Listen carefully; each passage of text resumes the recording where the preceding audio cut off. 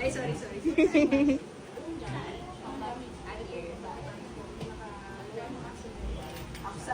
Wala ko. Ma'am! Bilisan. Ready ko na po. Mga personal belongings inside the car. And then property damage naman po. Okay lang sa harap. Person record po ng neighbors natin. Ay, salit. Sulat mo sa minimum 5 paragraph.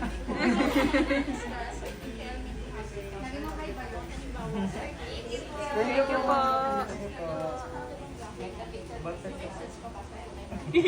Thank you, ma'am ka.